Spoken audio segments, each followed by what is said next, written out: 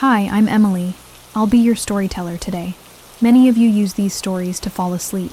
So before we begin, take a moment to like the video and subscribe. Also, where are you watching from, and what time is it there? Now get comfortable. Close your eyes and let the sound of the rain guide you into the story. There's a specific kind of quiet that settles into a house and makes it a home. It's a silence woven from familiarity, from the soft sigh of the floorboards accepting your weight, and the gentle hum of the refrigerator that has become the house's own peaceful heartbeat. For Liam and me, that quiet was the foundation of everything. It was the sound of our life together, a carefully constructed peace that we had earned, a sanctuary we had built with shared laughter and whispered secrets in the dark. Our house stood a little ways from the main road, nestled in a small clearing surrounded by tall, whispering pines. It wasn't large or extravagant, but it was ours. A 2-story structure of aged wood and wide windows that drank in the morning light. We had spent months stripping old wallpaper and polishing the hardwood floors, our hands aching and our faces smudged with paint. But every effort only deepened our bond with the place. We were embedding our own history into its walls, layering our story over whatever came before.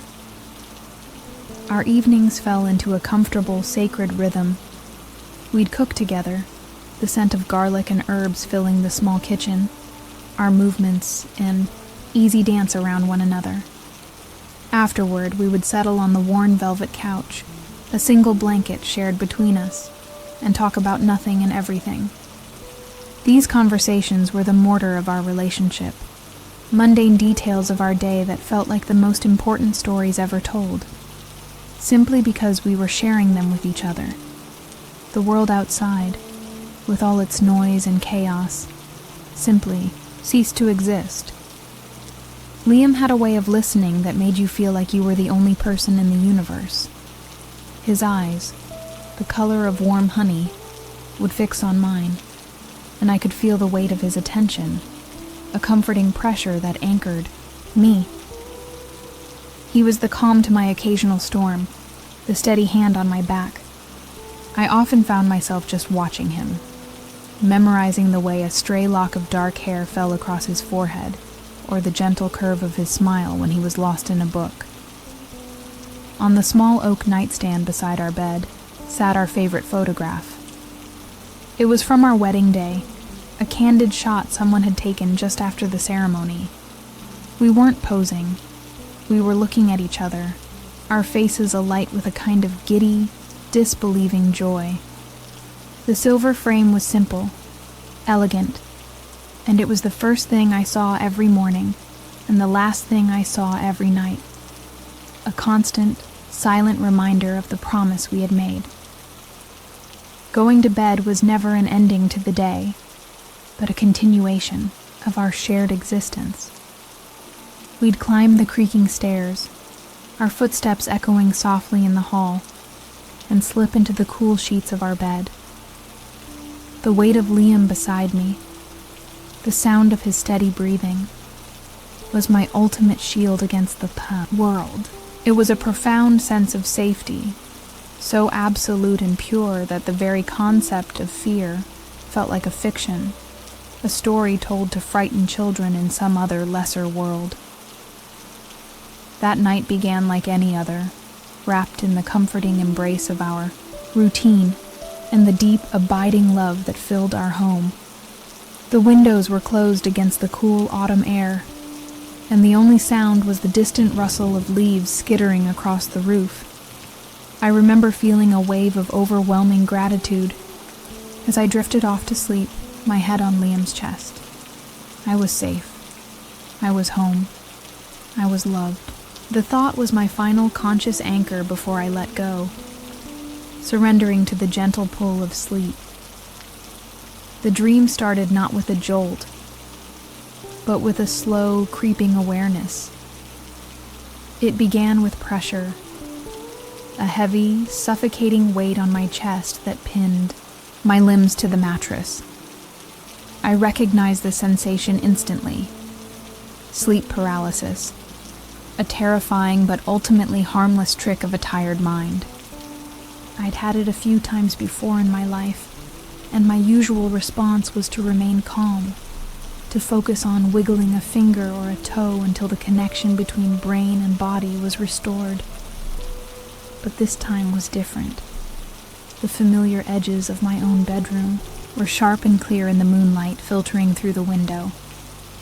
Yet they felt wrong, distorted. A profound sense of dread, cold and sharp, pierced through the grogginess of sleep.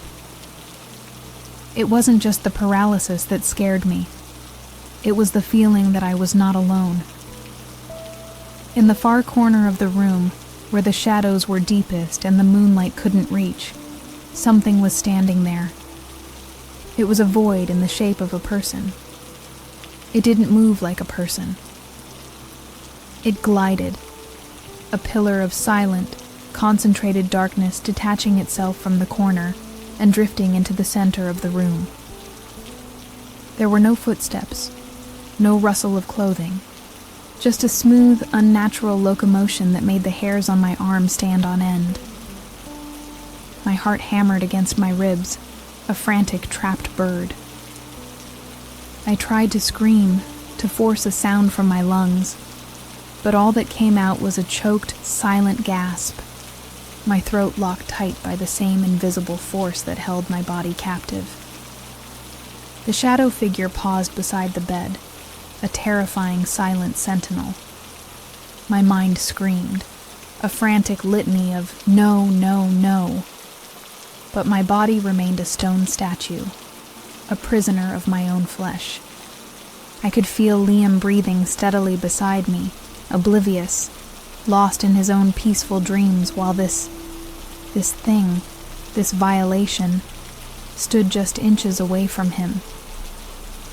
I tried to warn him, to shove him, to do anything, but all I could do was watch, as the nightmare unfolded with excruciating slowness. Its attention wasn't on us, not yet. It was fixed on the nightstand, on the gleam of the silver frame holding our wedding photo. A shape that might have been a hand, long and slender and made of the same condensed darkness, reached out. It didn't tremble. Its movement was unnervingly smooth, impossibly deliberate, as if it had performed this exact task 1,000 times before. There was an intelligence in its motion that was far more terrifying than any mindless monstrosity could ever be. With a horrifying gentleness, it lifted the frame. I watched, my thoughts a frantic, jumbled mess, as it held our happiest moment in its shadowy grasp. It was a desecration. That small, silver-framed image was a vessel for so much love, so much hope, a tangible piece of our shared soul. And this entity, this trespasser of dreams and shadows, was holding it with a kind of cold, proprietary ownership that made my blood run cold. I felt a sense of profound, personal violation. Then came the sound, faint and sharp, impossibly clear, in the silent room. It was the tiny metallic click of the small latches on the back of the frame being turned. One by one, I heard them snap open. It was methodical, clinical. The shadow was disassembling our memory. It slid the velvet-covered backing from the frame, placing it carefully on the nightstand, as if to avoid making any noise, to avoid waking the sleeping man beside me. Its shadowy fingers, impossibly nimble, pinched the edge of the photograph and slid it out.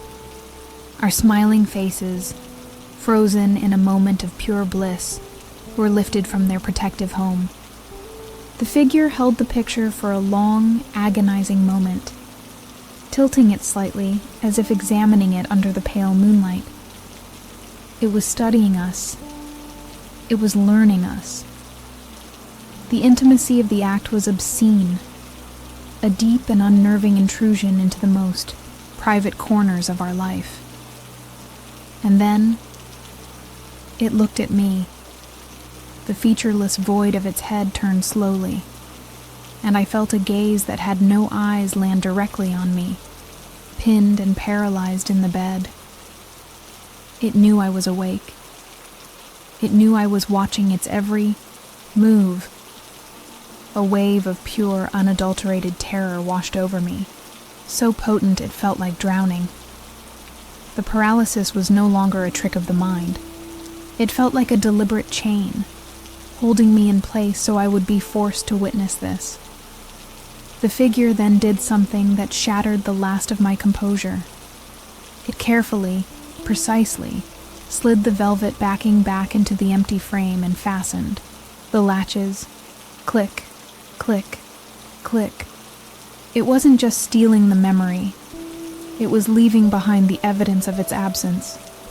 It was creating a vacuum, a hollow space where our joy used to be, a carefully crafted wound that it knew we would discover. The act was pure psychological warfare. With the same deliberate grace, it placed the now empty silver frame back on the nightstand, in the exact spot it had been. It was perfectly aligned, perfectly centered, as if nothing had been disturbed at all. A silent, screaming testament to its power and its control over our space. It could enter, take a piece of our life, and leave without a trace, except for the gaping hole it left behind in our hearts and on our nightstand.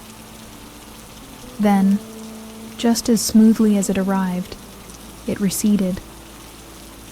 The dark shape glided back across the floor, a silent retreat into the corner of the room. It didn't vanish in a puff of smoke or fade away. It simply merged back into the ambient darkness, becoming one with the natural shadows, until the corner of our bedroom was just a corner again. The oppressive presence lifted, but the cold dread it left behind was a permanent stain on the air. The moment it was gone, the pressure on my chest released. I gasped, a huge, shuddering intake of air, and my body jolted upright in bed, drenched in a cold sweat. My heart was a frantic drum against my ribs. Liam stirred beside me, his own breathing suddenly hitched and uneven. He sat up a second after I did, his eyes wide with a wild mirror image of my own terror. Before I could even speak, he whispered a single trembling word into the darkness. "Ilora?" His voice was a raw, frayed nerve in the darkness, and it mirrored the exact texture of the terror lodged in my own throat. I couldn't answer him, not with words. I just stared at him, my eyes wide in the gloom, and saw my own fear reflected back at me. His face, usually a landscape of calm and warmth, was pale and tight with a new, sharp-edged panic. The silence that stretched between us was heavy, suffocating, filled with the unspoken question that we were both too terrified to ask aloud. "You were dreaming," he finally managed to say, though it sounded more like a desperate plea than a statement. He ran a hand through his hair, a gesture I knew meant he was deeply unsettled. "A nightmare. I heard you gasp. It must have woken me up." But his eyes betrayed his words. They kept flicking nervously towards the far corner of the room, the corner that was now empty, but still felt horribly, profanely occupied by the memory of the shadow. "It felt so real, Liam," I whispered, my voice trembling. "There was something in the room, in the corner. It came over to the bed." I watched his face as I spoke, and with every word, the blood drained a little more from his cheeks. He wasn't looking at me with sympathy for a bad dream. He was looking at me with a dawning, sickening recognition, as if I were narrating a scene from his own mind. "It was tall," he said, his voice barely audible. Like like a patch of darkness that was somehow darker than the rest of the room. It didn't walk. It just moved. He stopped, swallowing hard. It went to the nightstand, to our picture. The confirmation landed like a physical blow. It was impossible. It was utterly, completely impossible. And yet it was true. We hadn't just had nightmares. We had had the same nightmare. We sat there for what felt like an eternity. The blankets pooled around our waists, the cool morning air beginning to seep into the room. The initial shock was hardening into a cold, sharp dread. How could two people dream the same dream, in such vivid, identical detail? The paralysis, the silent movement, the methodical disassembly of the frame, every single beat of the horrifying narrative was a shared experience. It defied every law of logic and reason we had built our lives upon. Maybe I was talking in my sleep, I offered, the explanation feeling flimsy and pathetic even as I said it. Maybe you heard me describing it and your sleeping brain just filled in the blanks. We both knew it was a desperate grasp for a rational foothold on a cliff face that was crumbling into madness. A single shared detail might be a coincidence. But this was a perfect, terrifying carbon copy. As the sun began to rise, casting long, gray fingers of light into the room, the space began to feel both familiar and alien. It was our bedroom, with our furniture and our clothes slung over a chair, but the air was thick with the residue of the night's events. The corner where the shadow had stood seemed to hold a permanent chill, a spot that the morning light couldn't quite touch. Neither of us wanted to look at the nightstand, but our eyes were drawn to it like magnets. The fear of what we might see was a physical presence in the room, a third entity sitting in the silence with us. To look would be to confirm the impossible. To look would be to admit that the barrier between the horrors of the mind and the solid reality of our world had been breached. As long as we didn't look, we could pretend. We could cling to the last, fraying thread of doubt, and tell ourselves it was just an unusually vivid, coincidental nightmare. Finally, I couldn't stand it anymore. The suspense was its own form of torture. Taking a slow, shaky breath, I turned my head and forced my eyes to focus on the small oak table. The silver frame was there, exactly where it always was, catching the first weak rays of dawn. It glinted innocently, a silent, silver sentinel. For a heart-stopping second, relief washed over me. It was there. It was all just a dream. But Liam, seeing where I was looking, slowly pushed the covers back and swung his legs out of bed. He moved with a leaden reluctance, his body language screaming that he was acting against his own better judgment. I watched him, my breath caught in my chest as he took the 2 steps to the nightstand. He didn't say a word. He just reached out a trembling hand, his fingers hesitating for a moment before closing around the silver frame and lifting it. He tilted the frame so that I could see its face. The morning light passed straight through the glass and illuminated the plain white cardboard backing. It was stark, sterile, and utterly, horribly empty. Where our faces had been, where our joy had been captured and held, there was now nothing. Just a hollow space, a void. My breath hitched, and the world seemed to tilt and swim around me, the edges of my vision blurring for a sickening moment. The dream was real. A coldness that had nothing to do with the morning air began at the base of my spine and spread through my entire body until I was shivering. It was the cold of absolute, paradigm-shifting fear, the kind of fear that rewrites your understanding of the world. Our house, our sanctuary, had been breached by an impossibility. Something had passed through locked doors and closed windows, entered our bedroom, and plucked a memory from our lives as easily as taking a flower from a vase. "It could have fallen out," Liam said, his voice strained and unnaturally high. Bye-bye. Denial was a reflex, a desperate lunge for the shores of normalcy. He put the frame down and began to move with a frantic energy, pulling the sheets from the bed, shaking them violently. I joined him, my movements clumsy and panicked. We dropped to our knees, peering into the dust bunnies under the bed, our hands sweeping through the darkness, hoping to touch the cool, glossy surface of the photograph.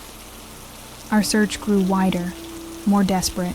We tore the nightstand apart, pulling out drawers and dumping their contents onto the floor. We looked behind the dresser, in the closet, under the rug.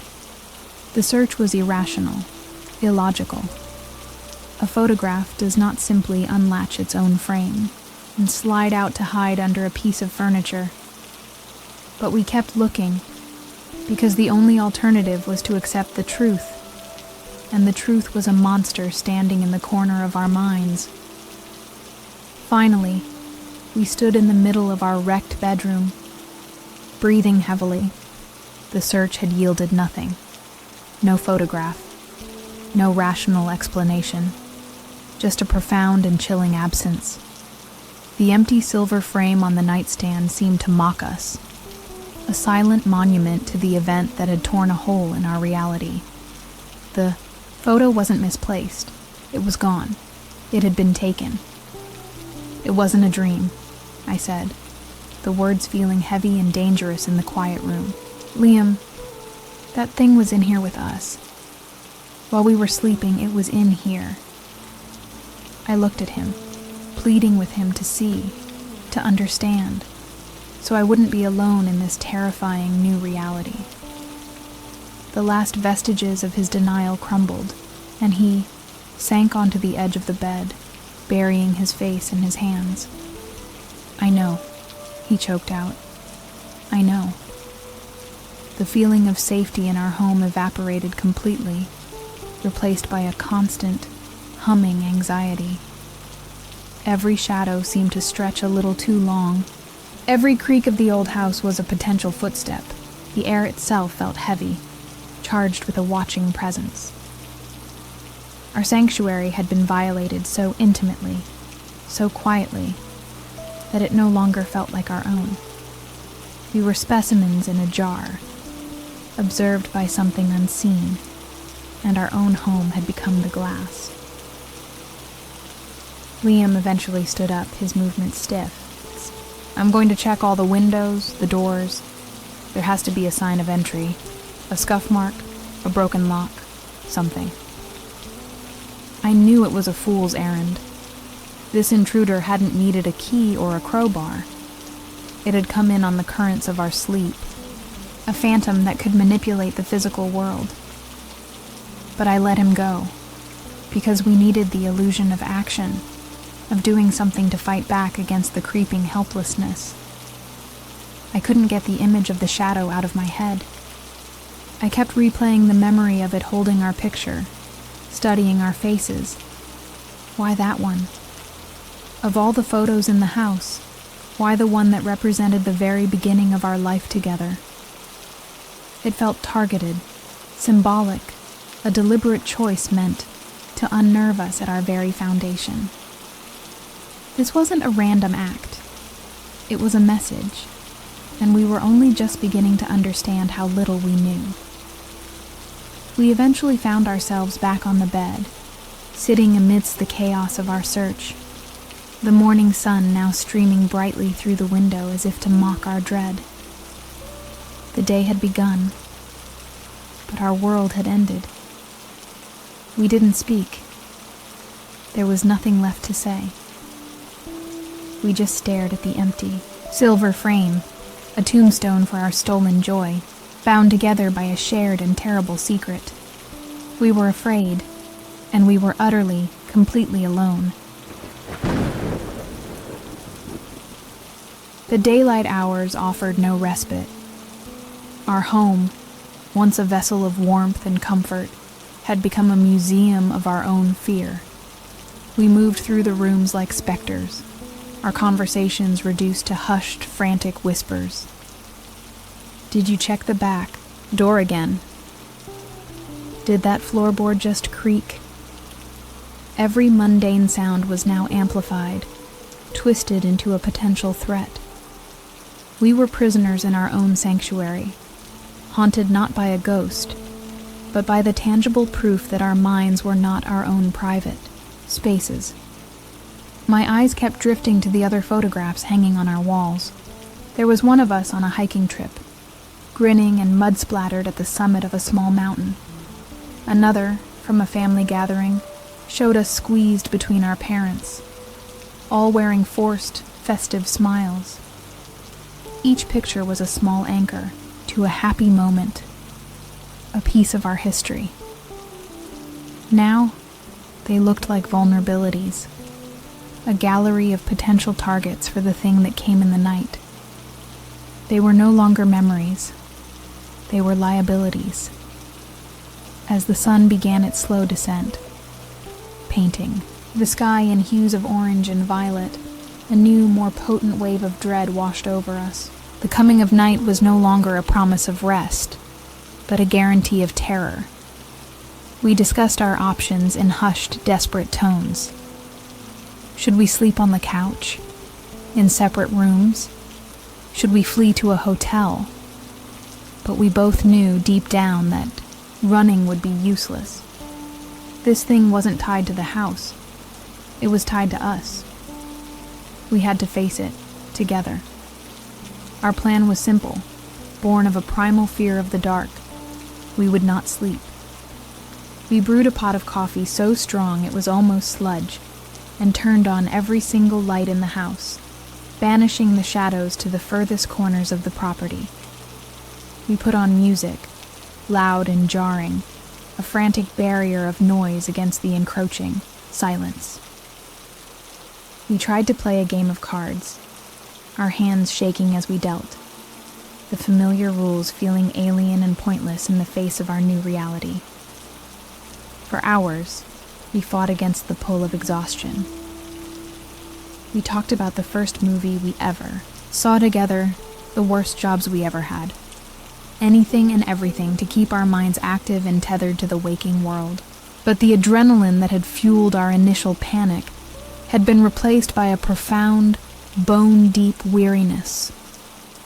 Our words began to slur. Our bodies felt heavy and leaden, and the desperate energy we had summoned began to fizzle out, leaving only fear behind. I watched as Liam's head began to nod, his blinks becoming longer and slower until his eyes finally slid shut and stayed there. His body went slack, surrendering to the exhaustion that had been stalking us all night. A part of me was furious with him for leaving me alone, but a larger part understood completely. My own eyelids felt like they had weights attached. I knew I couldn't hold out much longer. Giving in felt like a defeat, a willing march into enemy territory, but my body gave me no choice. Sleep did not come gently. It was a plunge, a sudden and total submersion into darkness, and I emerged on the other side instantly back in the paralyzed state. There was no transition, no slow drift. One moment I was fighting to stay awake. The next I was pinned to my mattress, my eyes open and fixed on the moonlit geography of our bedroom. The heavy pressure was on my chest, and in the corner, the pillar of darkness stood waiting, as if it had known I would be arriving. It detached itself from the wall and began its silent, gliding journey into the room. The sight was horribly familiar. Now, the terror sharpened by the fact that this was no longer a surprise. This was a routine. This was an appointment I was being forced to keep. But this time, it didn't drift towards my side of the bed. It altered its course, its featureless form moving with chilling purpose towards the large wooden dresser that stood against the opposite wall. My heart hammered against my ribs. On that dresser sat another piece of our life, framed in dark wood. It was a picture of us on a beach vacation 2 summers ago, our skin sun-kissed, our arms around each other, the brilliant blue ocean stretching out behind us. It was a memory of warmth, freedom, and laughter. I screamed in the locked prison of my mind as the shadow figure reached the dresser, its dark, slender fingers reaching for the frame. I was forced to watch the entire hellish ritual a second time. I saw it lift the frame, hear the faint, sickening clicks of the latches being undone, and witness the photograph of our sun-drenched memory being slid from its housing. The helplessness was a physical poison, a burning rage with nowhere to go. My life was being curated by a nightmare, its best moments plucked away one by one while I was forced to be a silent, immobile audience to the theft. Just as before, the featureless void of its head turned to fix its non-gaze upon me. It held the photograph of the beach, of our laughter, for a moment longer. I expected it to retreat, to dissolve back into the corner and release me from this hellish, recurring nightmare. But it didn't. It broke the pattern. Instead of moving back to the shadows, it glided with a chilling slowness toward the foot of our bed, the stolen memory still in its grasp. It stood there, a silent black monolith looming over us. The proximity was a new dimension of terror. It was no longer a distant thief. It was a predator, standing over its helpless prey. A palpable cold radiated from it, a deep, unnatural chill that seeped into the blankets and settled deep in my bones. I could feel its attention on me, a focused, analytical pressure that felt far more violating than any physical touch. My silent screams were a constant, frantic pulse in my skull. The moment stretched into an eternity. It just stood there, watching us, waiting. What did it want? Was it not satisfied with merely stealing our past? Did it want to see the fear in my eyes, to feed on the terror it was creating? The paralysis held me fast, forcing me to endure its suffocating presence, to lie, there completely vulnerable while it loomed over me, a silent judge and tormentor in the theater of my own bedroom. Then it moved again. It turned its attention from me and glided toward the wall near the corner it had first emerged from. It lifted its free hand, that long, slender appendage of condensed night, and reached out. It didn't strike the wall or claw at it. With the same infinite, horrifying slowness it used for every other action, it pressed its palm flat against the painted surface, holding it there for a long, deliberate second. The instant its hand left the wall, the pressure on my chest vanished. I was released. A ragged, strangled cry tore from my throat as I lunged forward, scrambling into a sitting position, my body trembling violently. The sound shocked Liam awake. He jolted up beside me, his eyes wide and wild with the phantom pains of the same dream. "The beach photo," he gasped, his voice cracking with disbelief and horror. It took the beach photo. Our lights were still blazing, flooding the room in a harsh, unforgiving glare that offered no comfort. My eyes darted from Liam's terrified face to the dresser across the room. The dark wooden frame was still there. Stumbling out of bed on legs that felt like jelly, I lurched over to it, my breath catching in my throat. I didn't even need to pick it up. From a few feet away, I could see the stark white backing. It was empty. The second theft, as horrifying as it was almost expected. We had failed to stay awake, and this was our punishment. But as I turned back to Liam, my gaze swept past the wall near the corner, the same spot the shadow had touched in the final moments of the dream. And I saw it, My heart stopped. It wasn't a dream. It wasn't a hallucination. It was a perfect, dark, glistening handprint, beaded with impossible condensation, stark against the pale blue paint of our bedroom wall. It was impossible. The air in the room was dry. The heating had been on. There was no source for this moisture, no explanation for its existence. It was a perfect 5-fingered print, long and slender, exactly like the hand I had seen in my dream. It was physical evidence. It was proof. Something had been in our room, solid enough and cold enough to leave a mark, a signature of its visit. Fighting against every screaming instinct in my body, I reached out a trembling hand and touched the print. The wall was shockingly, unnaturally cold, a deep, penetrating chill that felt like touching a block of ice. The condensation was real, clinging to my fingertips as I pulled my hand back. It was cold, wet proof of an impossible truth.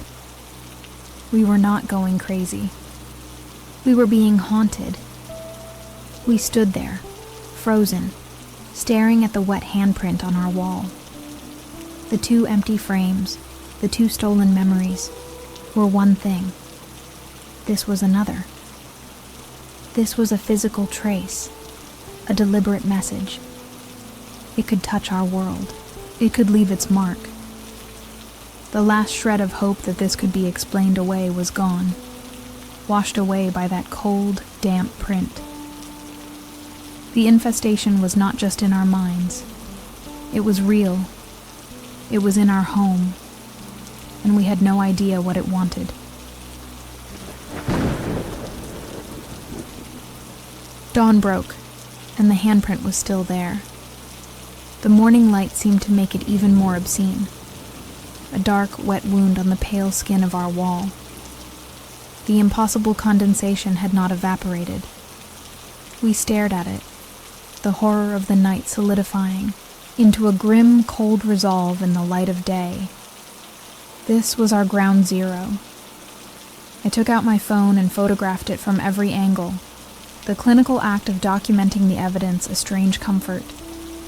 The photos were for us, a tangible anchor to prove we weren't losing our minds. The sight of that physical mark on our wall changed something in Liam. The despair that had crippled him was burned away by a new, cold anger. He stood up, his jaw set, and looked at me with an intensity I hadn't seen before. "No more," he said, his voice low and steady.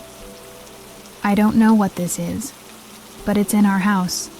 It's physical, and we're going to treat it like any other intruder. Today, we turn this place into a fortress." His words were a lifeline, and I clung to them. Our trip to the hardware store was a surreal experience. We walked through the brightly lit aisles, surrounded by the mundane sounds of suburban life, a child laughing, a cart rattling, an announcement over the intercom. People were picking out paint swatches and light fixtures, living in a world that still made sense. We, on the other hand, filled our cart with heavy-duty deadbolts, piercingly loud window alarms, and the most affordable home security camera we could find. I felt like a spy, our terrifying secret hidden behind a facade of normalcy. The rest of the day was a blur of frantic, focused labor. We were a team, united by a singular purpose. I measured and marked, while Liam drilled and screwed. The loud, violent sounds of the drill tearing into wood and metal were cathartic, a way of screaming back at the silence that had tormented us. Each new lock we installed, each alarm we affixed to a window frame, was a small victory, a physical manifestation of our defiance. We were no longer just victims, we were fighting back. The placement of the camera became a subject of intense debate.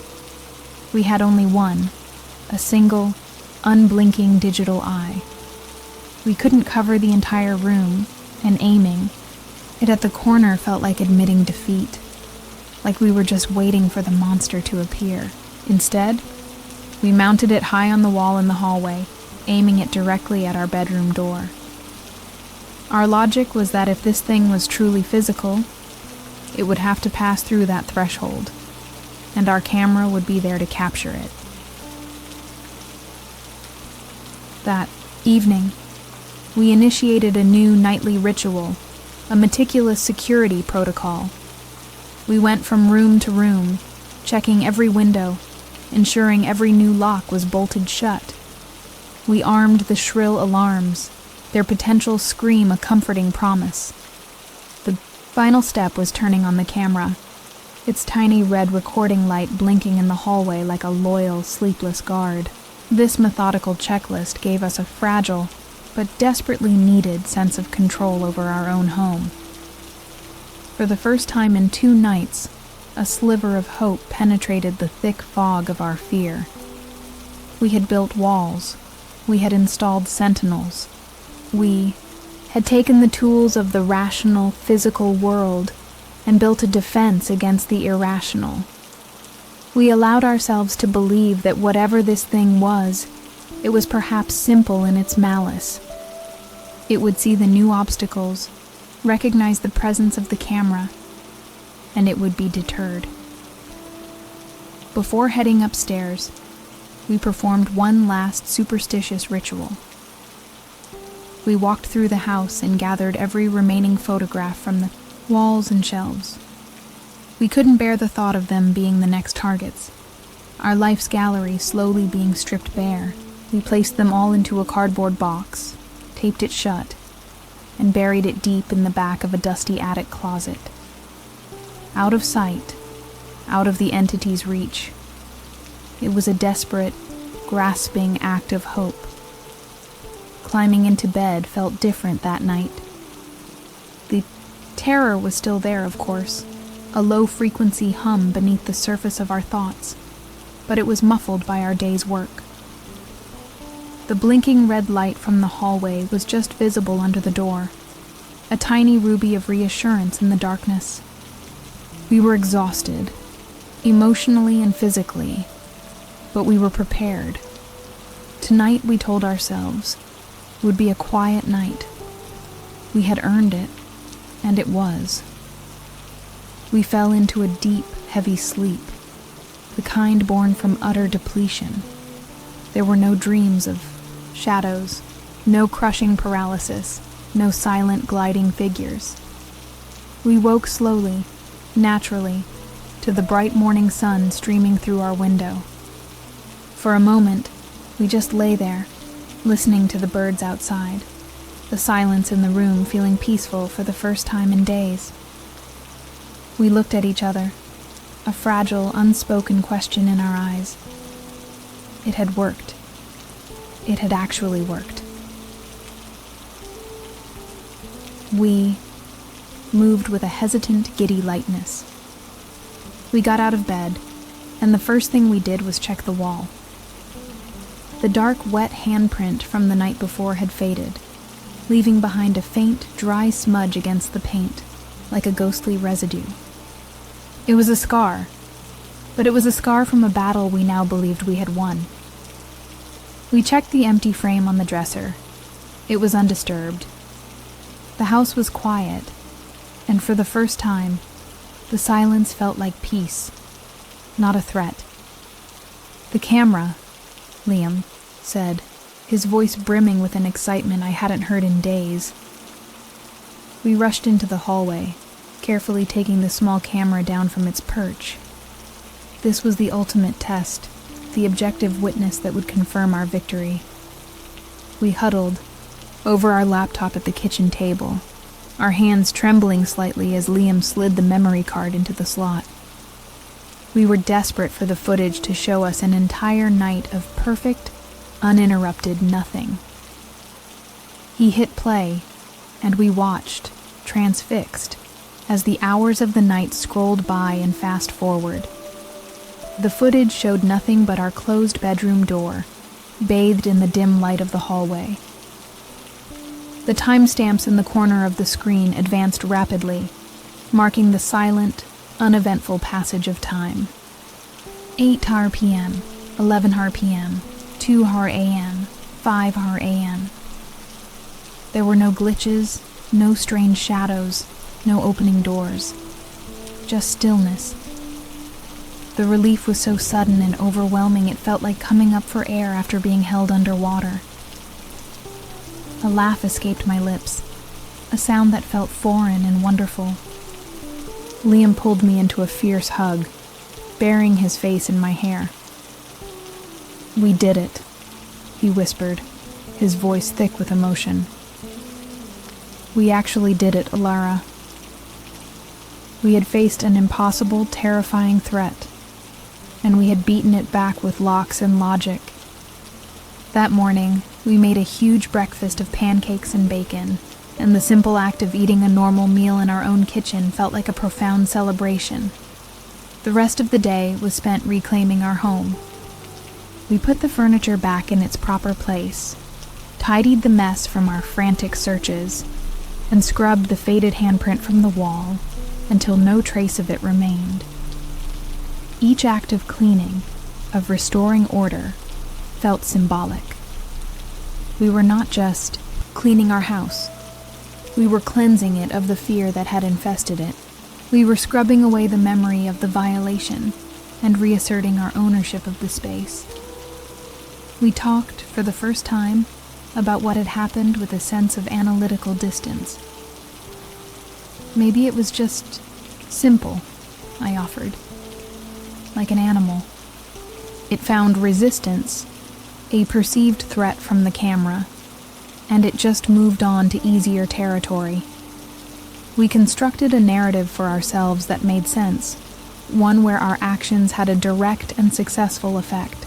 It was the only way our logical minds could process the illogical events we had endured. That night, we performed our security check again, but the ritual was different. It was no longer an act of desperation. It was one of confident prudence. Locking the deadbolts and arming the alarms felt like the normal precautions anyone would take to secure their home. The fear was still a ghost in the back of our minds, but it was quiet, overshadowed by the reassuring solidity of steel and the unblinking red eye of the camera in the hall. And once again, the night passed in absolute peace. We slept deeply, our bodies and minds finally accepting that we were safe. Waking up to another quiet, undisturbed morning felt like a final confirmation. The pattern of terror had been definitively broken. We had built a fortress, and our fortress had held. The shadow that had haunted our sleep had been banished, unable to penetrate our new walls of waking life. A week passed in blissful, deliberate normalcy. We went back to our jobs, fell back into our comfortable evening routines, and the sound of laughter returned to our house. The traumatic events began to feel less like a present danger and more like a bizarre, terrifying story we had somehow survived. The fear receded, leaving behind a scar of memory but no longer an open wound. We had our home back. We had our lives back. We grew so confident that we stopped checking the camera footage every morning.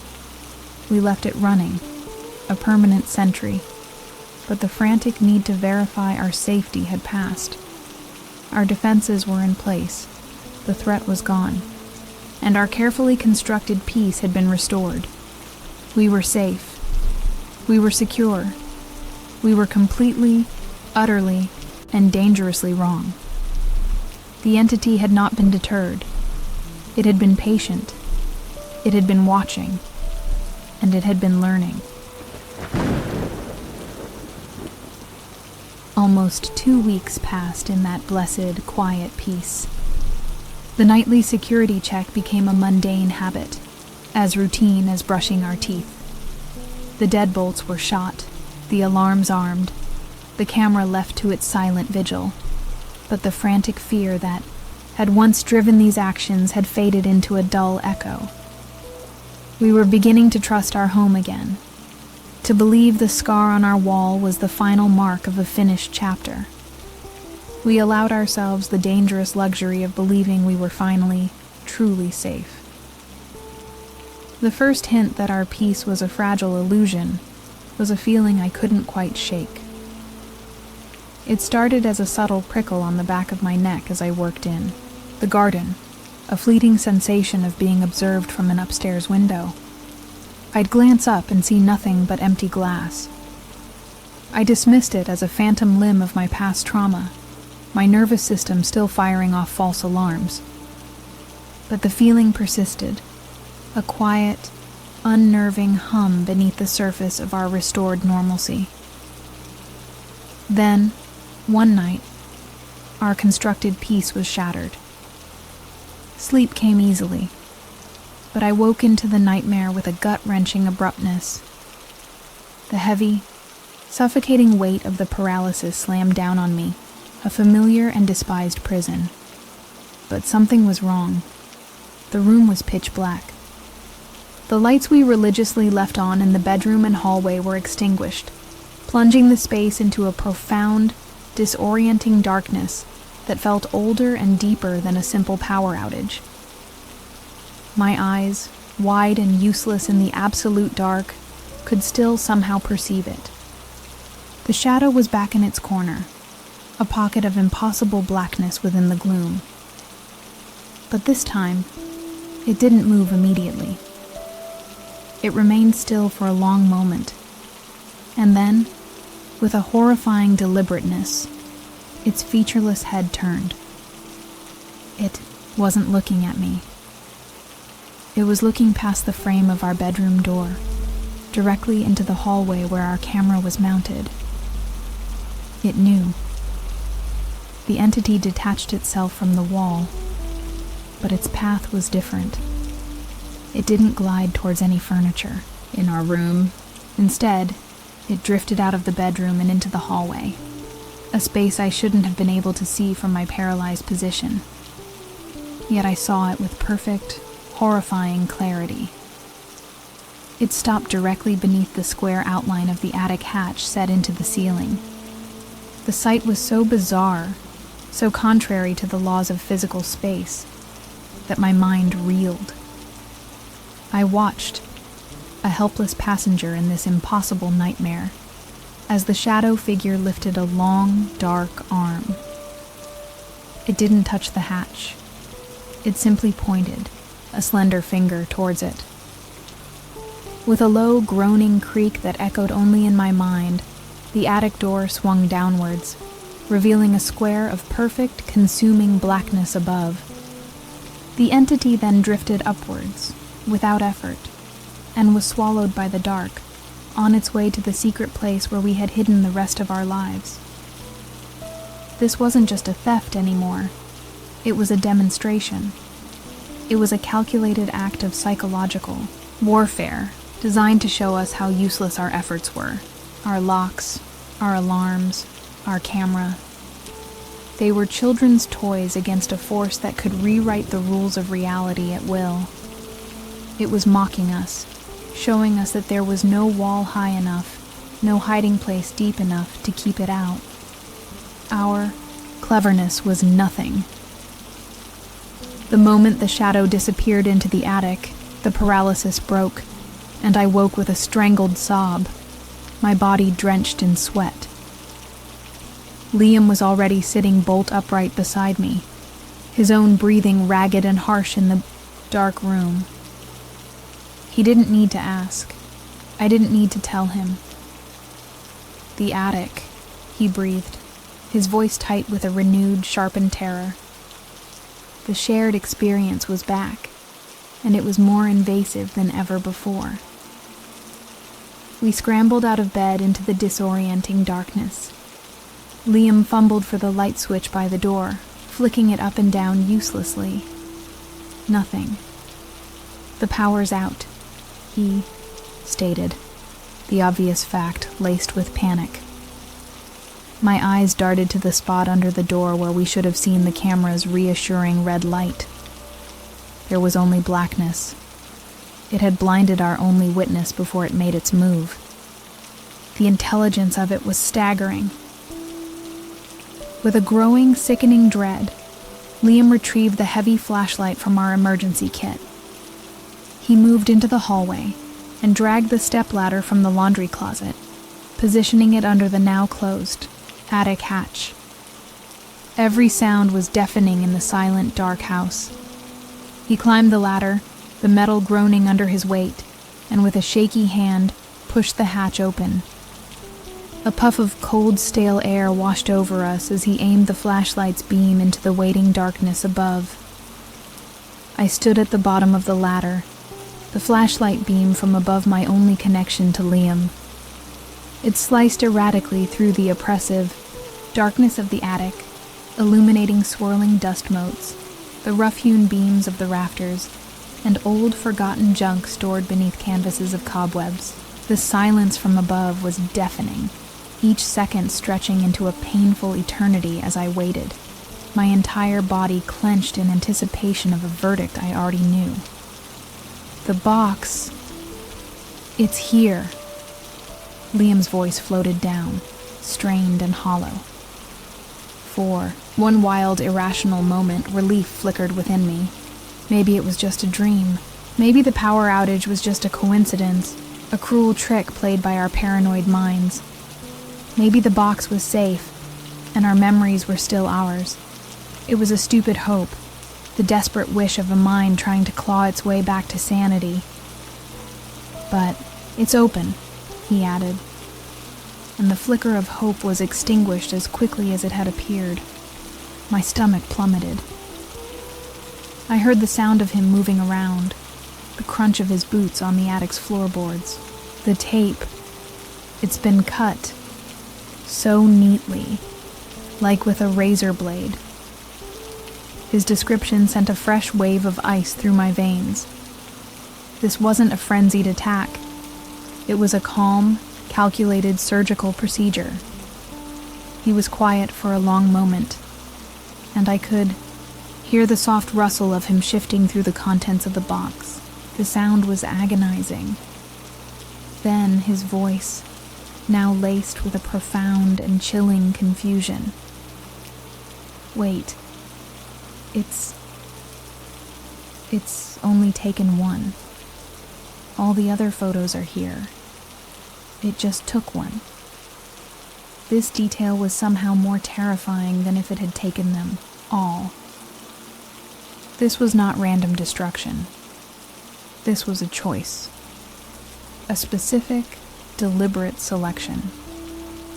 He came back down the ladder a minute later, his face ashen in the harsh glare of the flashlight he held. He said nothing, just handed me a small, leather-bound photo album from the box. I opened it with trembling fingers. It was my childhood album, the one my mother had made for me. I flipped through the plastic-covered pages until I found the empty sleeve. I knew which photo was gone before I even saw the space. A picture of me, 7 years old, with a gap-toothed smile, holding a dandelion. A memory that was mine and mine alone. The nature of the violation shifted, becoming infinitely more personal, more invasive. This was no longer an attack on our shared life, on the history that Liam and I had built together. This was an excavation of my own past, a targeted theft of a memory that predated him by more than a decade. How could it know? How could it have selected that specific, meaningless photo from a box full of them? The intrusion felt impossibly deep, a violation of my very identity. An hour later, the power flickered back on as mysteriously as it had vanished. The first thing we did was check the camera's memory card.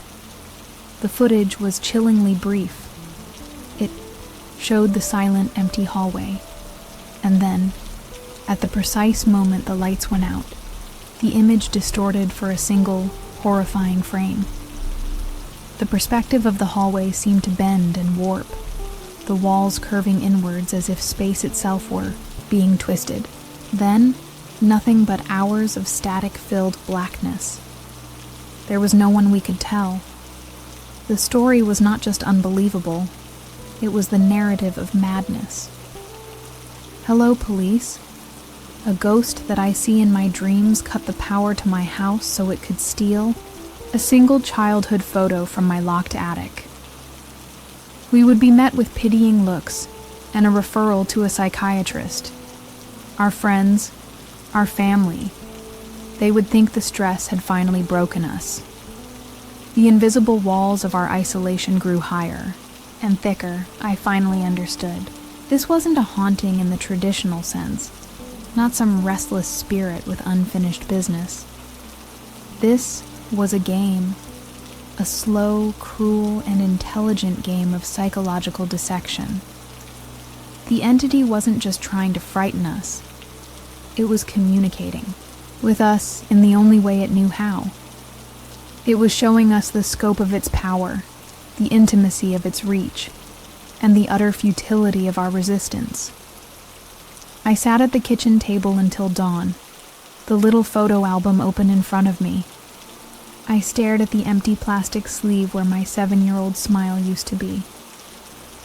The fear I felt was different now. The hot, frantic panic had been replaced by a cold, intellectual dread. We weren't being haunted by a monster that lurked in the shadows. We were being stalked by a mind, and it was taking my life apart, piece by piece, while I was forced to watch. The silence in the house became a heavy, suffocating blanket. For 2 days after the theft of my childhood photograph, Liam and I barely spoke. We were 2 islands of terror in the same room, the space between us filled with a dread so profound that words felt flimsy and inadequate. The intellectual fear had curdled into a desperate, frantic need for an outside perspective, for someone, anyone, to look at our story and validate our sanity. I couldn't bear the isolation any longer. I had to tell someone, consequences be damned. My first call was to my older sister, Sarah. She was always the logical one, the person who anchored our family in reality. I rehearsed the opening in my head a dozen times, but when she answered, her warm, familiar, "Hey you," broke my composure, and the whole story came tumbling out in a messy, panicked torrent. I told her everything, the shared nightmares, the vanishing photos, the cold handprint, the attic, the impossible knowledge the entity possessed. Sarah listened, patiently, her silence on the other end of the line growing heavier with each bizarre detail I added. When I finally finished, breathless and shaking, her response was exactly what I had feared. "Ilara, honey, that sounds absolutely terrifying," she began, her voice dripping with a gentle, placating concern. "But you and Liam have been under so much stress lately. A new house, the isolation.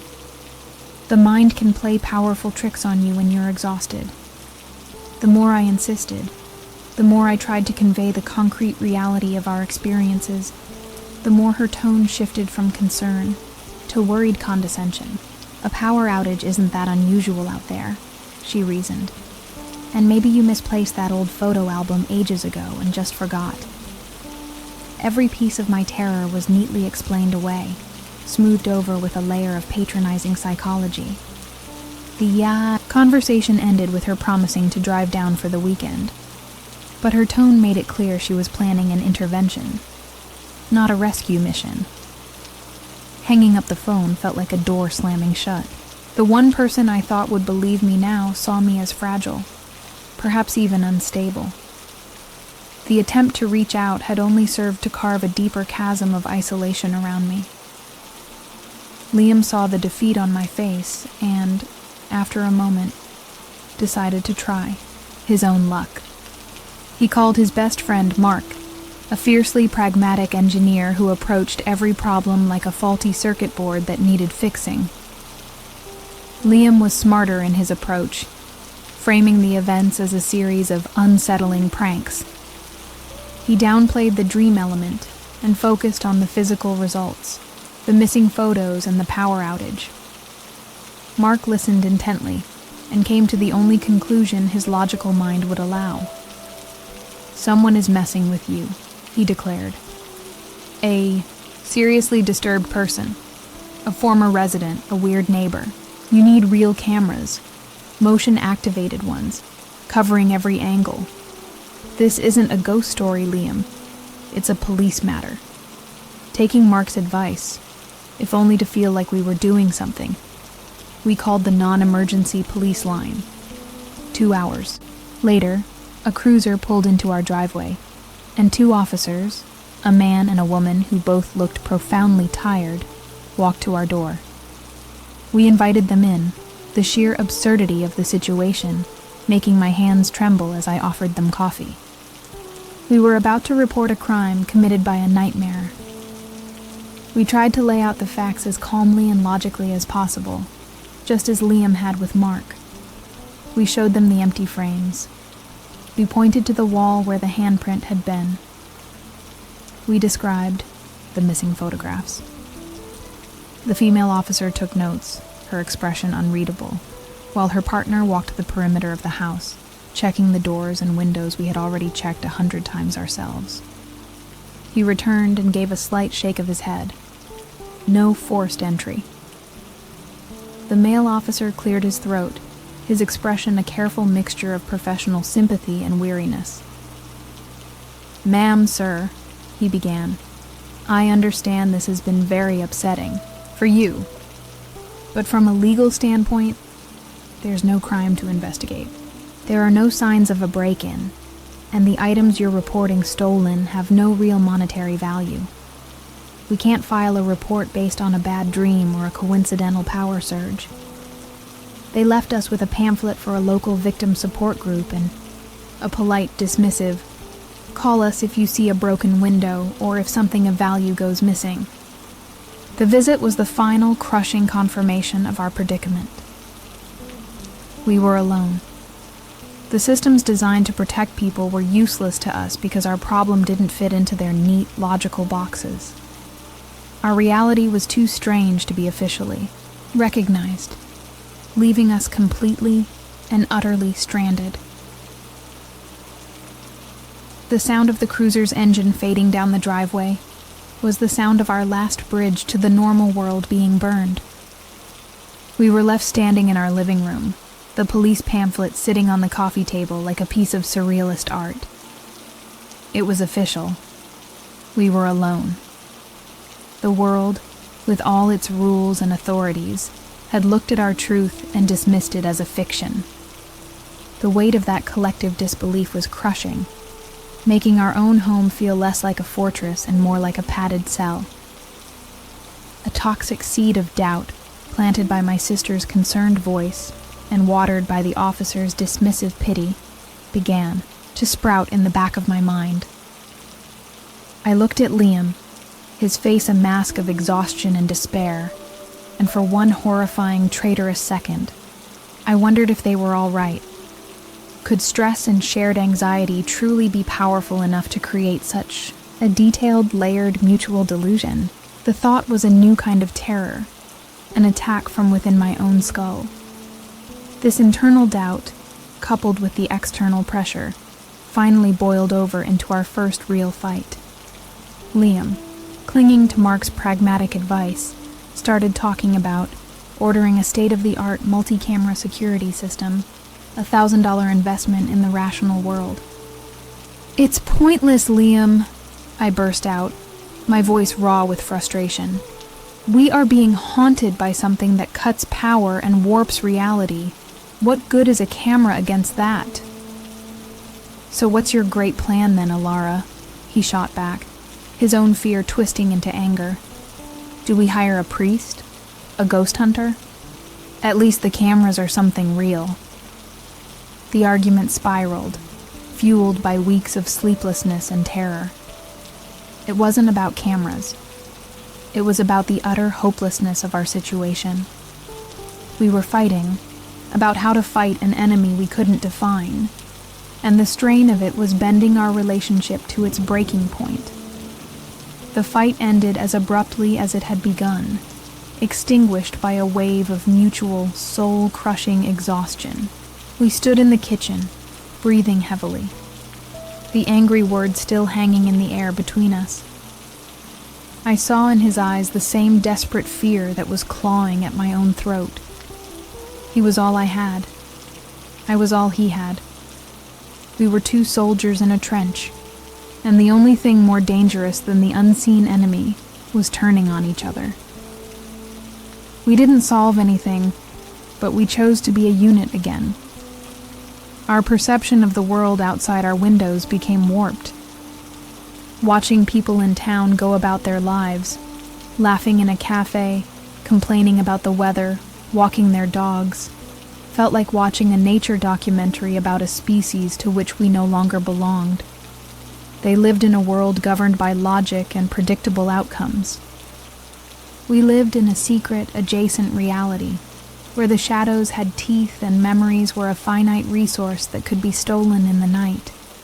Our hypervigilance at home intensified into a near-constant state of paranoia. We found ourselves whispering, even in the middle of the day, as if the very walls were listening.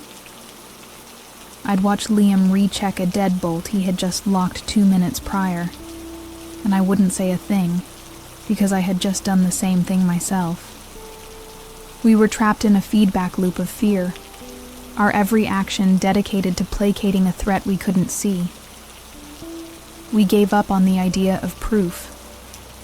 The entity was too clever, always one step ahead.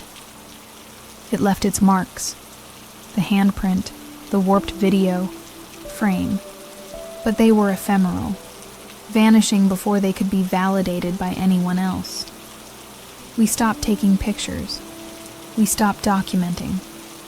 The evidence was for us alone, a grim rosary of terror we recited to ourselves to keep our own sanity tethered to the truth of what was happening. A few nights passed with a tense, charged silence. There were no new dreams, no new thefts. But this was not the peaceful quiet we had foolishly celebrated before. This was the stillness of a predator gathering its strength. It was the calm before a storm. We knew, with a certainty that settled deep in our bones, that the entity was not gone. It was preparing its next move. It was escalating the game.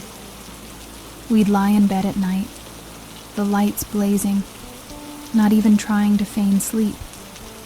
We would lie there, for hours back to back, a silent, rigid vigil. The quiet of the house was no longer comforting. It was the sound of a breath being held, an unbearable, drawn-out moment of suspense. We were completely cut off, utterly alone, and waiting. We knew something worse was coming. We just didn't know how much worse it could possibly be. The waiting was a unique form of erosion, slowly grinding down our nerves until they were raw and exposed. We lived in a state of perpetual, high-alert exhaustion, our bodies screaming for rest while our minds refused to stand down. We gave up, on the pretense of sleeping in the bed, opting instead to take shifts in a large armchair, one person dozing fitfully while the other kept a bleary-eyed watch. The house was no longer a home. It was a command post in a war we were losing, and the silence was a constant ringing siren. The break in the silence came on a Tuesday, just after 2 a.m. I was on watch, my eyes burning from staring into the dim light of the hallway, when I heard it. It was not a dream sound, not a psychic echo. It was a real, physical, and unmistakable noise from downstairs. It was the sharp, percussive creak of a single floorboard in the living room, the one right in front of the fireplace. a sound I knew as well as my own name. It was the sound of a footstep. Every muscle in my body seized. I stopped breathing, my hand shooting out to grab Liam's shoulder and shake him awake. He startled, his eyes flying open, and I just put a finger to my lips, my own eyes wide with a terror that needed no translation. He heard it too, the profound listening silence that had fallen after the sound. There was someone in our house. Not in our dreams, not in our minds, but downstairs, in the dark, right now. Our frantic, whispered argument about calling the police died before it even began. We both knew how that would end. We were on our own. Foregoing any thought of confrontation, our survival instincts screamed at us to hide. We slid from the armchair onto the floor, moving with a slowness that was agonizing, and crawled to the corner of the room farthest from the door. Liam grabbed the heaviest thing he could reach, a thick glass reading lamp from the end table, and held it like a club. We were cornered animals. That night was the longest of my life. We stayed huddled in that corner, shivering from cold and fear, for what felt like an eternity. Every natural groan of the old house settling was a potential footstep. Every rustle of leaves outside was the sound of someone trying a window. The silence from downstairs was absolute, which was the most terrifying part. It wasn't a burglar ransacking the place. It was something quiet, something patient, something that was just there. We tracked the slow, agonizing passage of time by the shifting moonlight on the floor. It was our only clock. Its pale silver progression the only sign that the world was still turning. The coming of the dawn became a religious fixation, a promise of salvation. We prayed for the sun, for the first gray light to bleach the darkness from the sky. The night was its territory, we reasoned. Surely the light would drive it away. As the first weak light of morning finally filtered through our windows, we dared to move. Our limbs were stiff and cramped, our bodies aching from the hours spent pressed against the cold floor. Liam led the way, holding the lamp in front of him like a torch. We crept to our bedroom door, opening it a fraction of an inch at a time. The hallway was empty. The house was utterly, unnaturally still. The silence now felt less like a held breath and more like an exhaled sigh. Our descent down the stairs was a masterclass in terror. We moved one step at a time, testing each board before putting our full weight on it, trying to remain absolutely silent. I held a large kitchen knife I had kept by the bed, its handle slick in my sweaty palm. We peered around the corner into the living room, then the kitchen, our hearts hammering against our ribs. We were intruders in our own home, hunting for the thing that was hunting us. We swept the entire ground floor, room by room. Nothing. Everything was exactly as we had left it. No muddy footprints on the rug, no drawers pulled open, no valuables missing from the mantelpiece. We checked the front door. The heavy deadbolt was still shot firmly in place.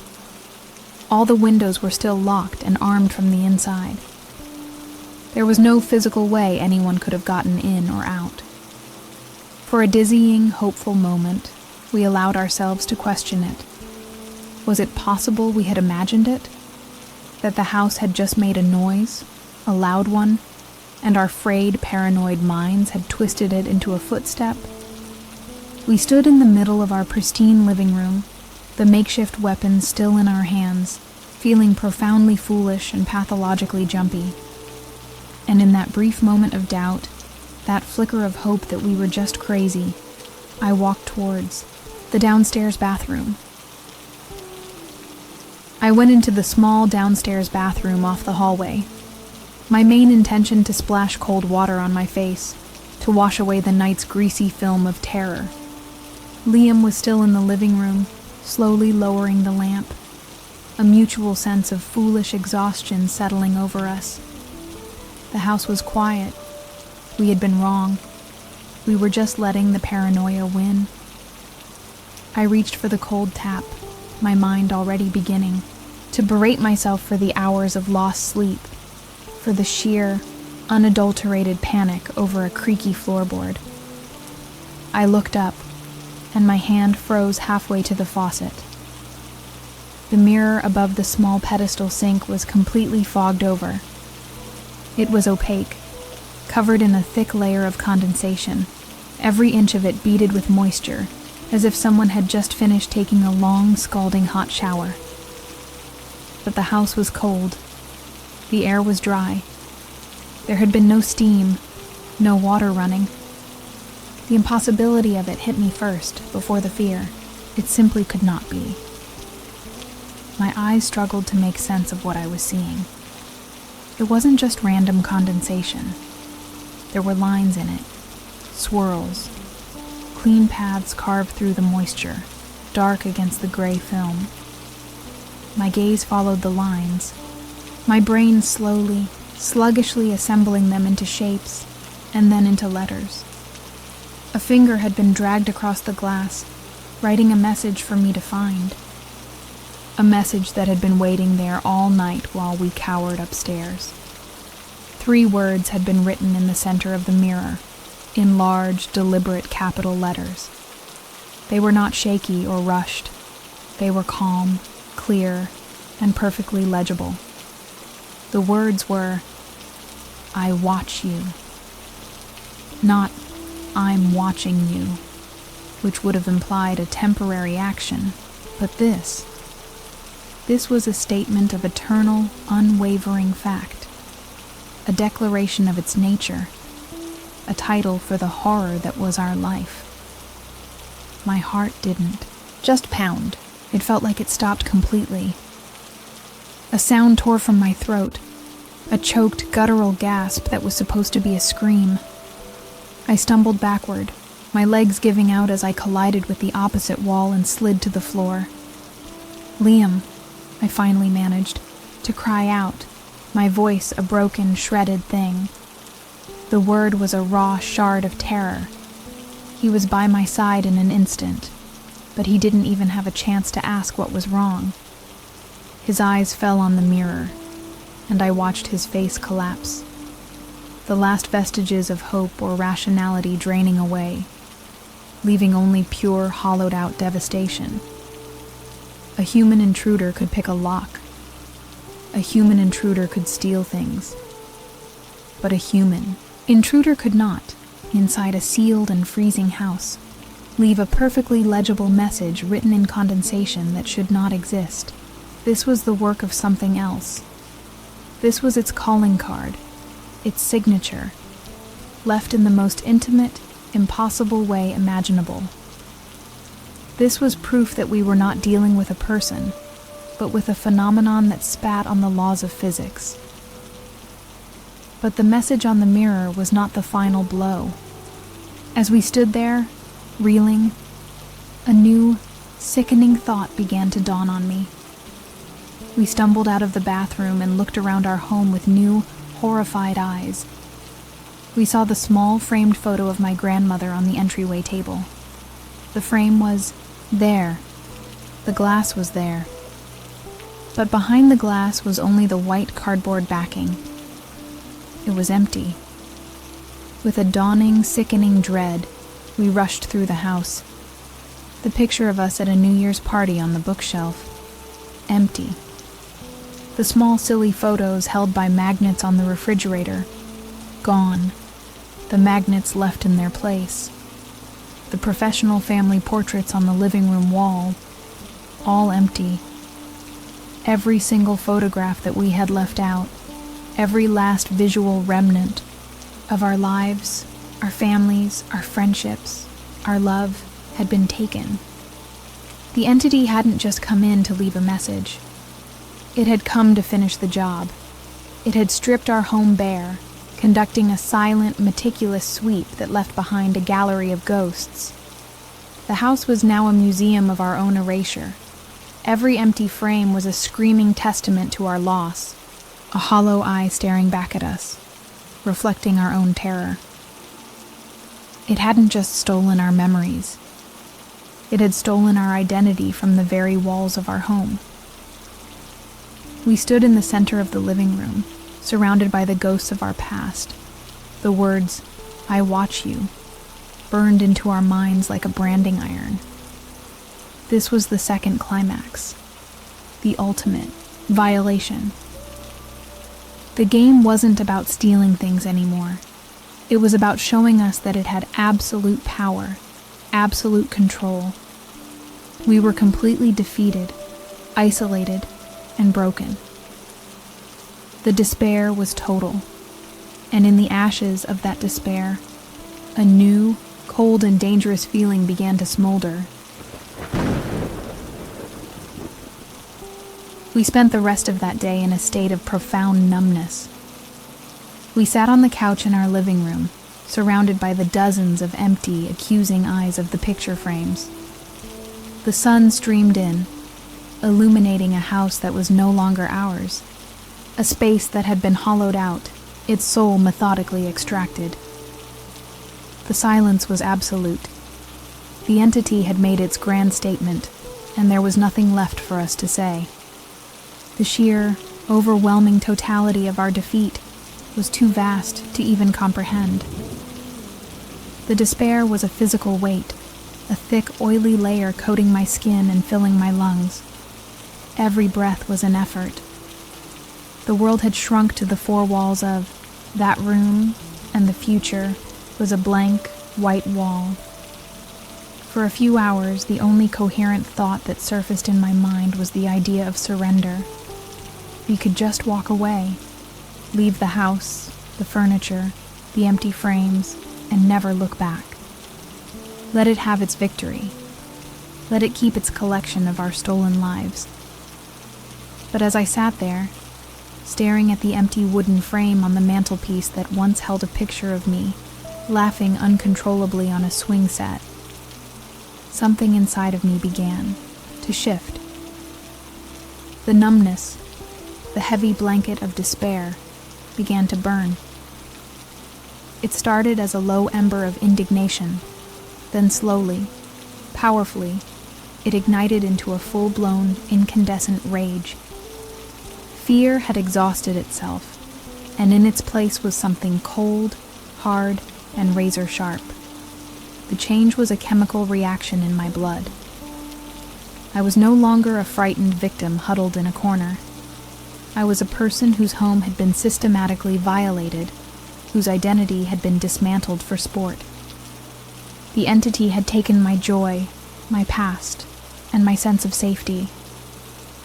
It had left me with nothing, and in doing so, it had made a fatal error. It had left me with nothing left to lose. My entire perspective shifted from, how do we escape this, to, how do I make it stop? I finally broke the long silence, and my own voice sounded alien to me. Stripped of all its previous warmth and terror, it was flat, cold, and measured. "I'm not running, Liam," I said, looking not at him, but at the empty frame. "I'm not leaving this house. It wants us broken. It wants us terrified and gone. I've spent weeks being its audience. I'm done watching the show. Now it's going to watch mine." Liam looked up at me, his eyes hollow and lost. He was still drowning in the despair I had just crawled out of. "How, Ilara?" he whispered, his voice cracking. "What are you talking about? It can walk through walls. It can turn off the power with its mind. We can't fight that. It's impossible." He was the voice of the sane world, the world we no longer inhabited. "We can't defend, because its rules are different," I explained, the logic flowing with a terrifying clarity. "We can't run. because it took my childhood photo. It's not attached to the house, it's attached to us. We can't call for help because we sound insane. The only variable we have any control over is what we do next. So we stop reacting. We start acting. We set a trap. My thinking had been fundamentally rewired. I looked around the living room not as a space to be defended, but as a territory to be weaponized. The long hallway was a potential funnel. The sharp corner leading to the kitchen was an ambush point. The heavy furniture could be used to build barricades. Our home was no longer a sanctuary. It was a hunting ground, and I was finally ready to stop being the prey. Liam stared at me, a mixture of fear and awe in his eyes. He was terrified of the cold, predatory logic spilling from my lips, this chilling transformation of the woman he loved. But he also saw the fire in my eyes, the first spark of life he'd seen in me in days. My certainty, even if it was born of pure rage, was a more solid thing to cling to than his own crushing hopelessness. After a long moment, he gave a slow, deliberate nod. We got up from the couch. We didn't bother turning on the television or making dinner. Instead, I grabbed a notepad and a pen from a kitchen drawer and spread them on the coffee table. Liam pulled a tape measure from the toolbox. We were no longer cowering victims waiting for the next nightmare. We were engineers of our own desperate, violent solution. We were designing a trap, and we were done being afraid. We were going hunting. Our first objective was to define the purpose of our trap. Liam, his engineer's mind now slowly rebooting, was focused on capture and containment. But I knew that was beyond us. We can't trap it, I argued, my voice low and intense. Not physically. It doesn't play by our rules. The goal isn't to catch it. The goal is to see it, to force it to reveal itself in a way we can record and understand. We're not building a cage, Liam. We're building a stage. Every stage needs a spotlight, and every trap needs bait. The entity was a collector, and its collection was now complete. To draw it out, we needed to offer it a new acquisition. The idea was ghoulish, but the logic was sound. We had to create a new memory, a new photograph, for the sole purpose of luring it into our trap. The thought of manufacturing a piece of our life specifically to be stolen sent a cold shiver down my spine, but I pushed it away. We set up a camera on a tripod in the stark, empty living room. We stood side by side, our arms not around each other in affection, but held rigidly at our sides. We stared into the lens, our expressions grim, defiant, and exhausted. There was no joy in the image, only a raw, challenging misery. We printed the single 4x6 photo, the colors looking garish and wrong. It was a photograph of two people at the end of their rope. We placed it in a simple black frame and set it on a small, isolated table in the dead center of the room. The living room became our designated kill zone. We spent hours meticulously arranging the space, moving furniture to create clear lines of sight from every conceivable angle. We were turning our home into a film set for a horror movie of our own creation. We set up my laptop on a high shelf, its webcam aimed at the photo. We propped my old cell phone up on the mantelpiece and Liam's on a bookshelf, both set to record. We were creating a web of digital eyes. Liam, however, needed something more tangible, a trap that could be physically sprung. He spent hours rigging an elaborate system of ropes and pulleys, connecting the tops of two heavy bookshelves that flanked the main entryway into the living room. The trigger was a tripwire, nearly invisible in the dim light, stretched across the threshold. If anything passed through, the shelves would be pulled inwards, crashing down to create a chaotic, impassable barricade of wood and books. Our preparations felt grimly purposeful, We weren't just locking doors anymore. We were reinforcing them, boarding up the windows in the back of the house, not to keep the entity out, but to control its path. We were deliberately creating a single, obvious point of entry and movement, funneling our quarry directly into the heart of our trap. Every nail hammered home was a declaration of our intent. We would not be passive observers tonight. The fear that accompanied these preparations was different. It was no longer the helpless, paralyzing dread of a victim. It had been replaced by the sharp, high-strung anxiety of a soldier before a battle. It was the fear of the unknown, of what we might actually capture on our cameras, of what might happen if our trap actually worked. It was the fear of finally coming face to face with the architect of our suffering. As night fell and our preparations were complete, we stood in the kitchen for a moment, the house dark except for a single, dramatic spotlight on the bait photograph in the next room. We looked at each other, acknowledging the profound insanity of our plan. We were willingly inviting the nightmare into our home, rolling out a welcome mat for the very thing that had systematically destroyed our lives. This was our final, desperate gambit. We didn't retreat to our bedroom. That part of our life was over. Instead, we took up our positions, hidden in the deep shadows of the adjoining dining room. We had a clear, if partial, view of the living room. We each held a heavy, high-lumen flashlight, our only weapons. We sank into the darkness, our breathing shallow, our muscles tense. The bait was on the table. The cameras were rolling. The house was silent. We were ready. We were waiting. The hours crawled by, each minute a stretched, vibrating wire of tension. We remained motionless in the dining room shadows, our bodies aching, our senses honed to a razor's edge. The silence in the house was a living thing, a vast, black ocean we were submerged in, and we listened for the slightest ripple. Doubt began to creep in, a cold and bitter companion to our fear. What if it didn't come? What if our grand, desperate plan was for nothing? Perhaps our defiance had finally scared it away for good. Just as the thought began to solidify, I felt it. It was a subtle shift in the atmosphere, a sudden drop in temperature that had nothing to do with the night air.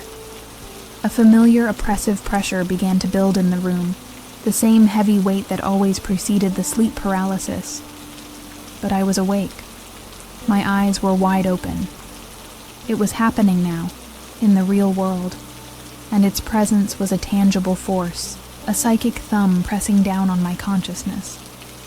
The pressure intensified, a thick, syrupy wave of exhaustion washing over me, trying to drag me down into that helpless, waking nightmare.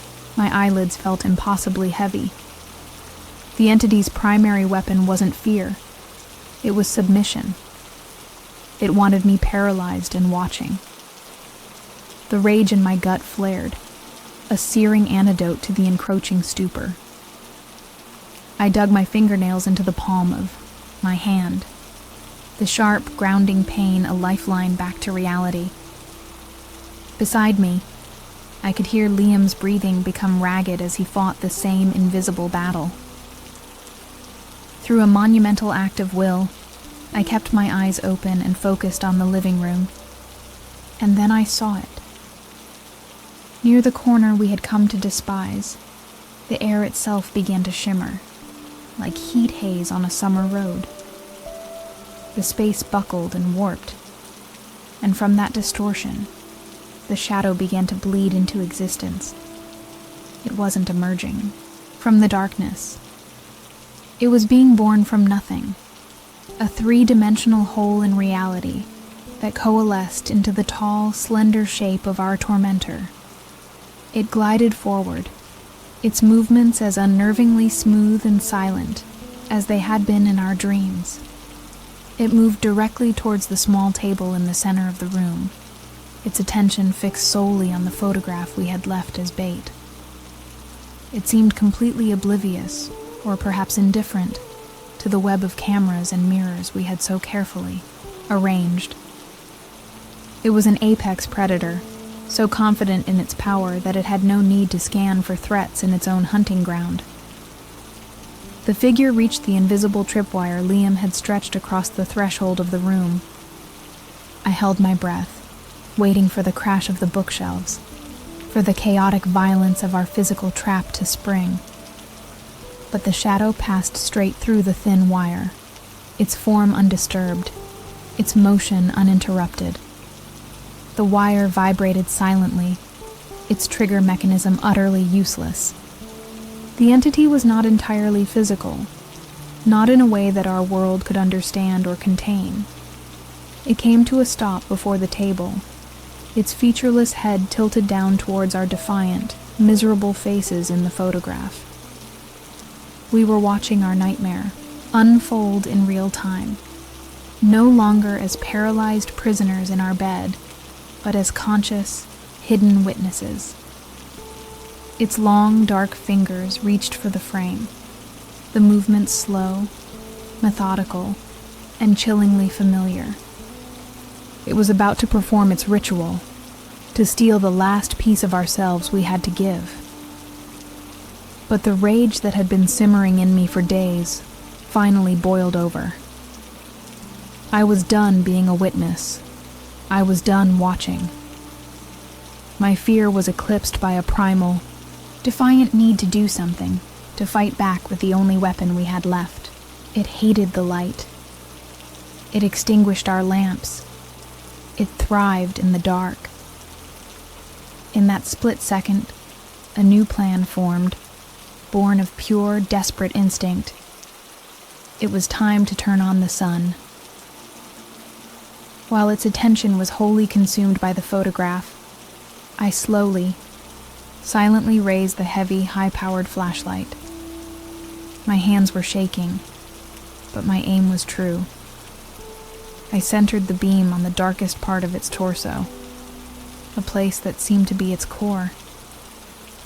Taking a deep, ragged breath, I squeezed the button.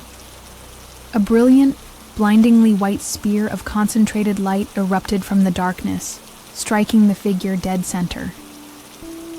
The effect was instantaneous and violent.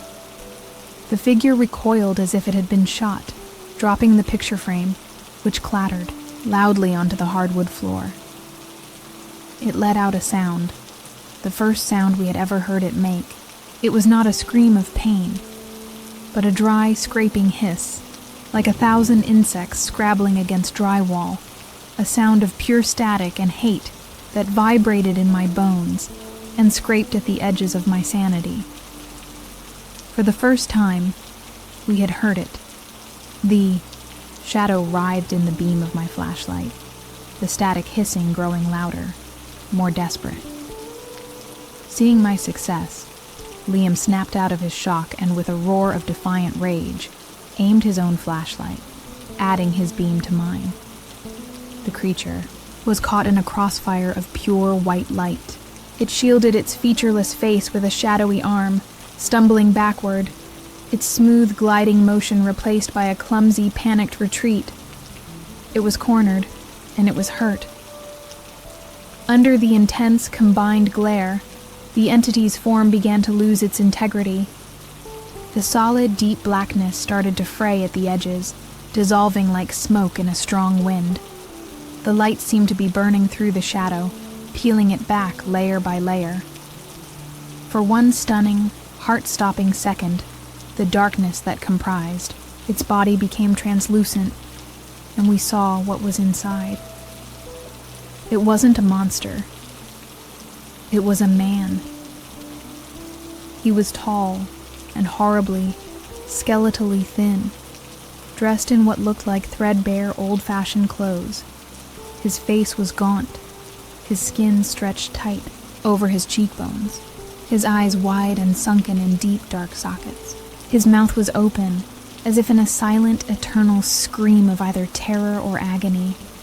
It was a fleeting, ghostly afterimage, a flickering glimpse of a pilot inside a terrifying machine, before the darkness rushed back in, coalescing once more into the familiar, featureless shadow.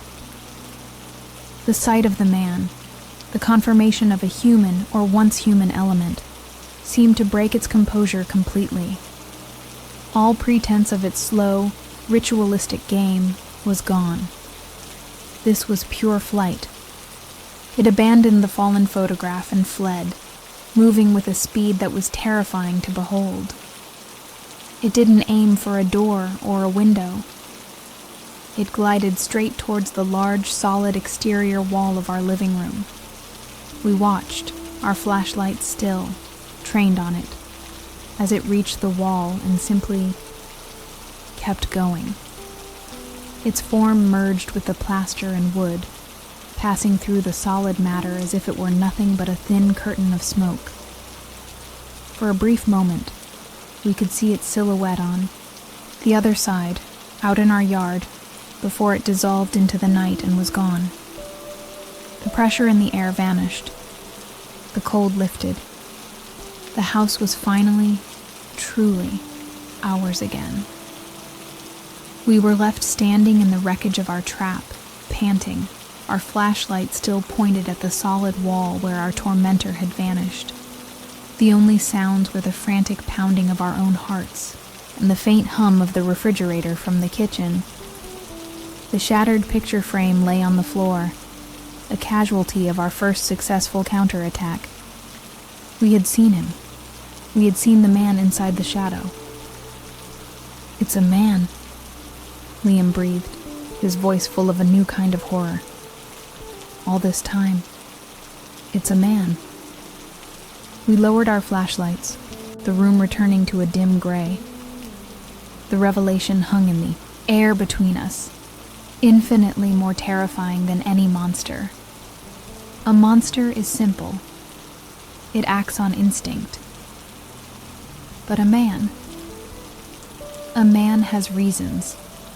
A man has motives. A man can be driven by things far more complex and sinister than simple hunger or malice. Our first thought was the cameras. We scrambled to my laptop, rewinding the footage from the webcam. It was all there.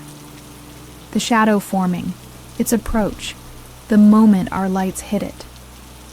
We paused the video at the exact frame, leaning in close. The image was distorted by the glare, but there was no mistaking it. A ghostly, transparent outline of that gaunt, screaming face, suspended within the dissolving darkness. It was our proof. We checked the other cameras, and the phone on the mantelpiece had captured the escape. The angle was from the side, and it had recorded a blurry but undeniable series of frames, showing the back of the figure as it passed through the solid wall.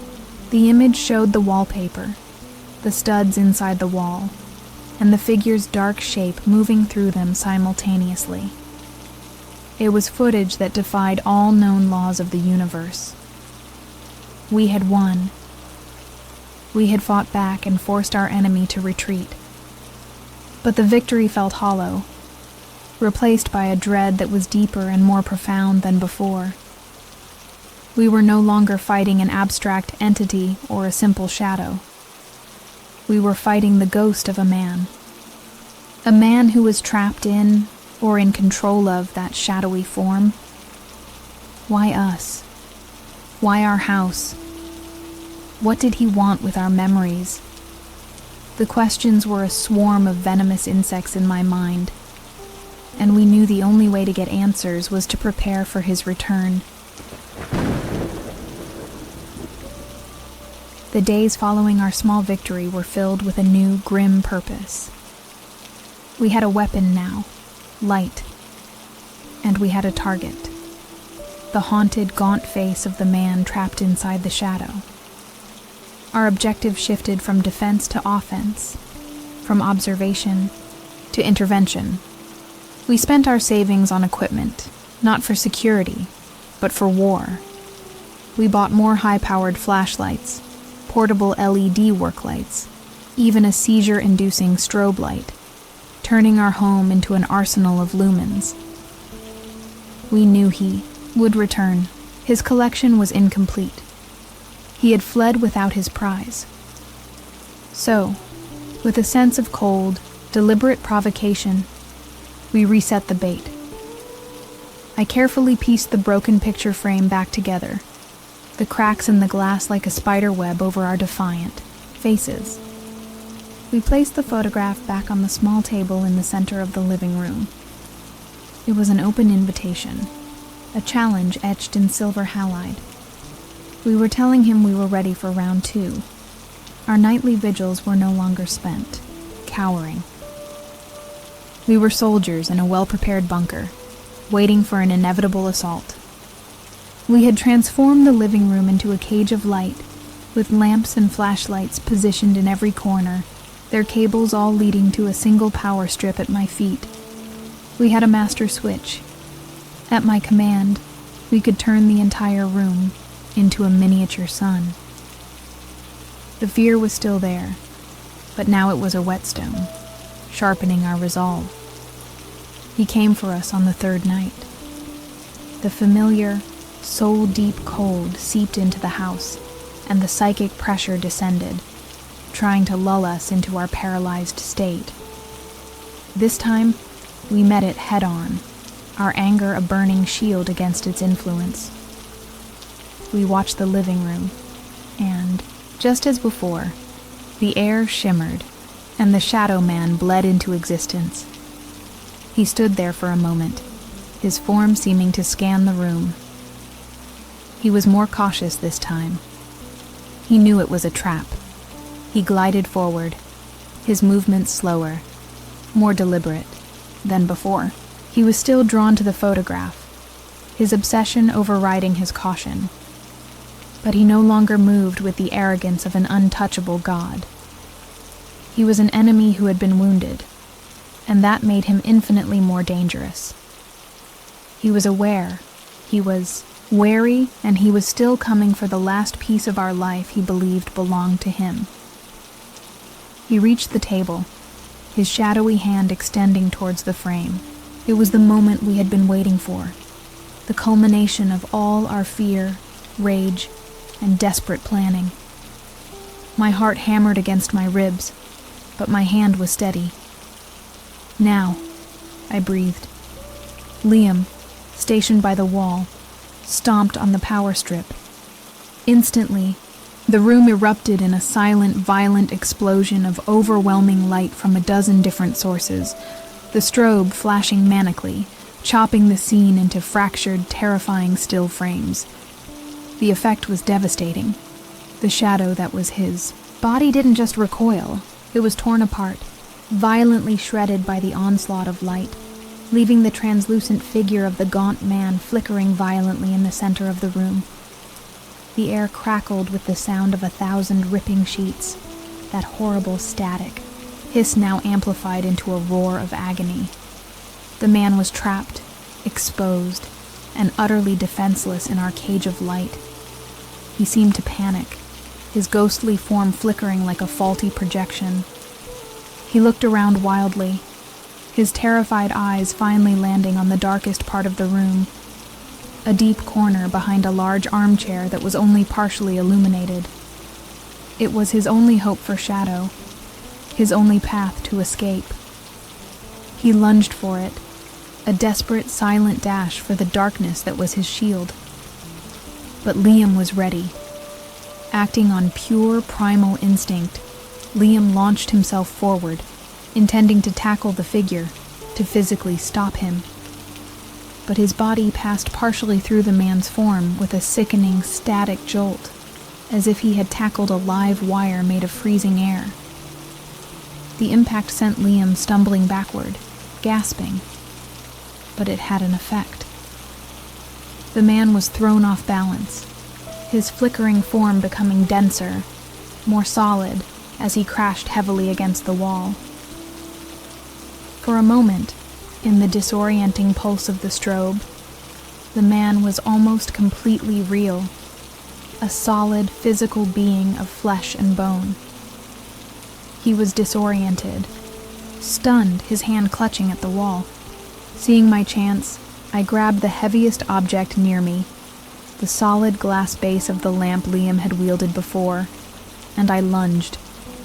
I swung it with all the force I could muster, all my rage and terror channeled into that single, desperate act, and struck him hard in the side. The sound was not static.